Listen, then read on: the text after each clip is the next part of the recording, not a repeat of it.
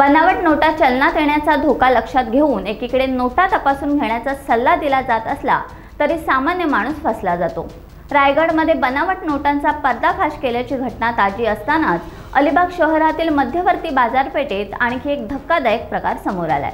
अलिबाग पोलिसांनी भूषण विजय पतंगे वय वर्ष 35 राहणार मयेकर लाईन अलिबाग या व्यक्तीस ताब्यात घेतले असून त्याच्याकडून लाखो रुपयांच्या बनावट भारतीय नोटा आणि चलन तयार करण्याचे साहित्य जप्त करण्यात आले।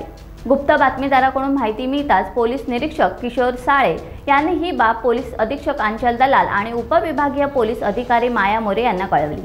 त्यांच्या सूचनेनुसार 3 ऑक्टोबर रोजी रात्री 10:30च्या सुमारास मयेकरवाडीत पोलीस पथकाने छापा टाकला। या कारवाईत आरोपी पतंगे याच्या घरातून मोठ्या प्रमाणात बनावट नोटा आणि नोटा बनवण्याचे साहित्य जप्त करण्यात आले। काल रात्री उशिरा अलिबाग पोलीस स्टेशनला गोपनीय माहिती प्राप्त झाली होती की मयेकर लाईन्स अलिबाग एरियामध्ये एका व्यक्तीने काही बनावट नोटे आपले घरी ठेवलेले आहे। त्या अनुषंगाने Alibag police station in charge Shri Kishor Sale ने आपली टीम सोबत जाऊन तिथे धडा टाकला आणि तिथे आरोपी आहे भूषण विजय पतंगे याचे कस्टडीवरून आपल्याला 4.5 लाख पेक्षा जास्त चे बनावटी नोट प्राप्त झालेले आहे। त्याच्यात जवळपास 743 500 रुपयाचे नोट, 17 200 रुपयाचे नोट आणि 412 100 रुपयाचे नोट असं प्राप्त झालेले आहे।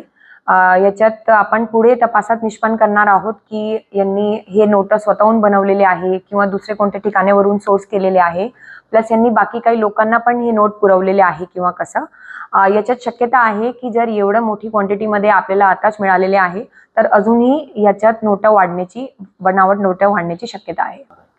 आपल्या माध्यमातून मला माझा जनतेला हे आव्हान असणार की हे जे नोट आहे हे खूप हाय क्वालिटीचे फेक नोट नाही आहे। कोणीही जरा थोडं पण लक्ष देऊन बघितलं तर हे फेक वाटतंय, दिसतंय।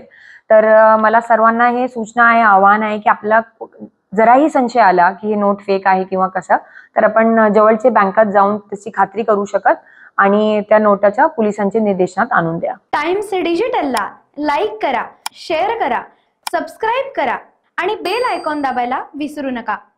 Times digital.